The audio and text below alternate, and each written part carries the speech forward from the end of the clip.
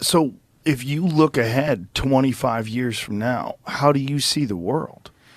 25 years from now, we're going to be on the other side of this. So we're going to see a significant breakdown in a lot of systems over the course of this decade into next.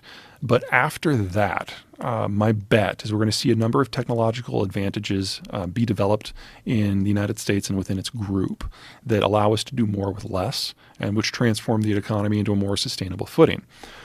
We'll also have had 30 years, 25 years, for this demographic situation to play out, and we will find out what is next. One of the big mysteries right now is we've never, ever in any era had a country with more retirees than working age population.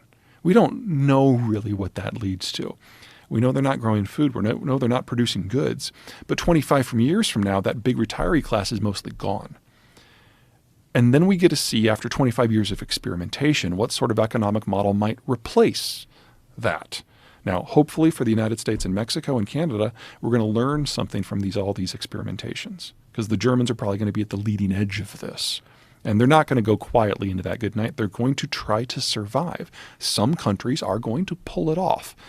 But I don't think anyone has an idea of what that system looks like, because n equals 0. We've never been through this before. We're making it up as we go.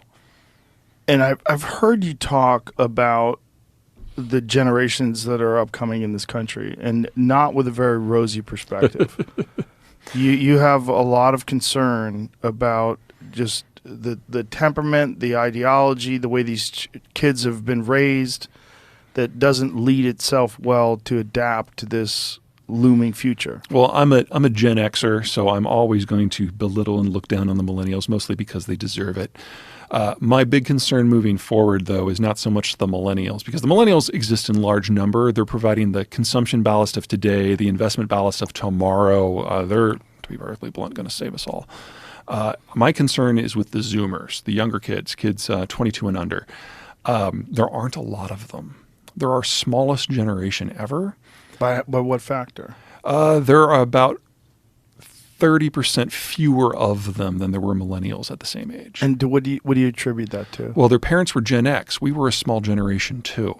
So a small generation generates a small generation, and they were raised in an era of digitization. So an iPad was part of their childhood experience, which means they're a little bit more socially awkward, and they date less, and they are less comfortable around other people. So they are likely to also generate very few children.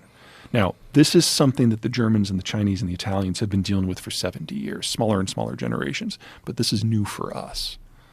How do you see that playing out? The technology changes. It changes you, you change it. And the Zoomers are the generation who's going to decide what all this interconnectivity means. And if they can figure out how to do that and still have families, we'll be fine. And if they can't, we are starting down the German path. Now, worst case scenario, we still have another 60 years.